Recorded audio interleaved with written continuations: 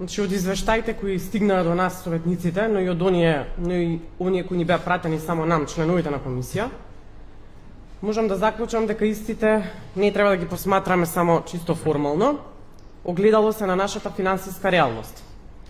Да, знаеме дека општината функционира некако формално, но бројките што ги видовме не треба да ни даваат мира и комфор. Зошто? Затоа што реализација од 73% значи дека 1/4 од планираното останало само на хартија.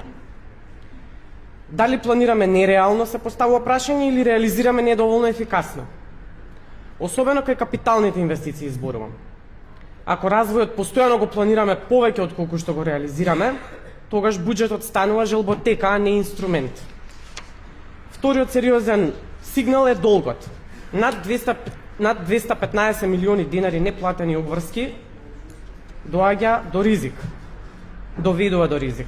Особено ако најголем дел се над 60 дена. Тоа може да предизвика нарушена доверба кај добавувачите, повисоки идни трошоци и притисок врз ликвидност. Истовремено се надоврзам на ставка 464 разни трансфери од едниот од извештаите, се исплатени над 25 милиони денари.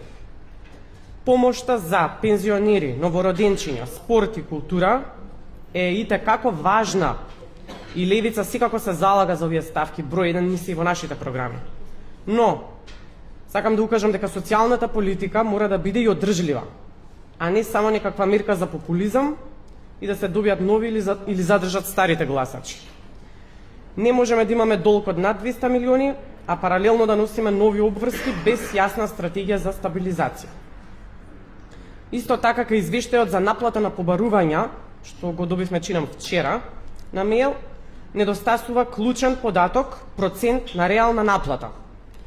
Колку е наплатено, колку е во присилна постапка од случаевите, колку се застарени.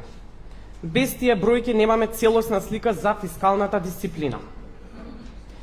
Финансиската состојба треба да знаеме сите дека бара сериозност.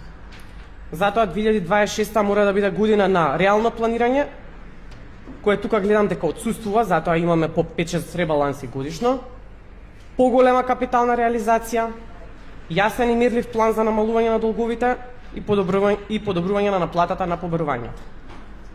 Во спротивно ќе продолжиме да го одложуваме проблемот наместо да го решаваме.